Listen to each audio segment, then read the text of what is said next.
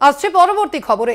এবার সন্দেশখালী যাচ্ছে সরেজমিনে খতিয়ে দেখতে সন্দেশখালী যাচ্ছে জাতীয় আদিবাসী কমিশন।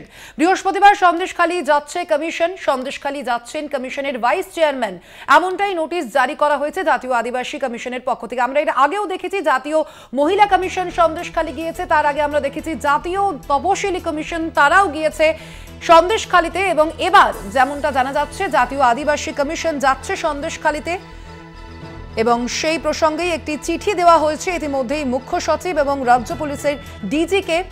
এবার সন্দেশখালীতে যাচ্ছে জাতীয় আদিবাসী কমিশন। এ বিষয়ে আমরা বিস্তারিত জানবো। ফোন লাইনে রয়েছেন প্রতিনিধি দেবাশিস সেনগুপ্ত।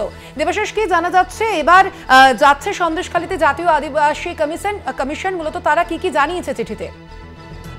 দেখো, মূলত যে বিষয় আজকে সন্দেশখালী যে ঘটনা, গত 5 তারিখে অর্থাৎ জানুয়ারি মাসের 5 তারিখে সন্দেশখালীতে যখন কেন্দ্রীয় প্রতিনিধি দল যখন সেখানে তদন্ত করতে যায় সেই সময় গ্রামবাসীদের হাতে আক্রান্ত হয় এবং তার সেখানে কিন্তু শেখ শাহজাহানের বাড়িতে যাওয়া কেন্দ্র করে কিন্তু তারপর থেকেই রাজ্য রাজনীতি উত্তপ্ত হয়ে ওঠে এবং পরবর্তীকালে কিন্তু সন্দেশখালী বেশ কিছু ক্ষেত্রে অভিযোগ সামনে আসে, যেখানে অভিযোগ করা হয় যে শাসক দল, রাজ্যের শাসক দল ওখানে স্থানীয় মানুষদের উপর অত্যাচার করছে, এমনটা শাসক দলের নেতারা।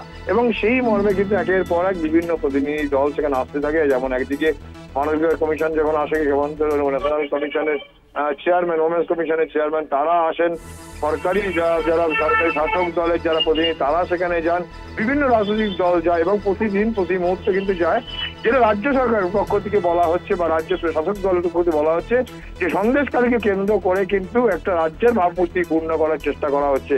ঠিক পাশাপাশি আজও কিন্তু সেখানে জাতীয় সেখানে সংখ্যালঘু সম্প্রদায় যারা আছে তাদের অভিযোগ হচ্ছে, অনেকেরই অভিযোগ হচ্ছে যে আদিবাসীদের জমি সেখানে নিয়ে নেওয়া হয়েছে।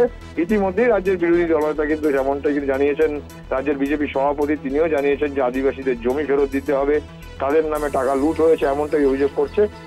আজকে কিন্তু সেখানে জাতীয় কমিশন যারা শিডিউল কাস্ট শিডিউল ট্রাইব সেই কমিশনের প্রতিনিধি দল সেখানে যাবে এবং পুরো বিষয়টাই তারা তদন্ত করে ঘুরে দেখবে এবং সেই জায়গায় দাঁড়িয়ে থেকে কিন্তু এই কমিশন কি রিপোর্ট তারপর নিয়ে কিন্তু দিল্লি তারা রিপোর্ট দেবে, এমনটাই কিন্তু জানা যাচ্ছে।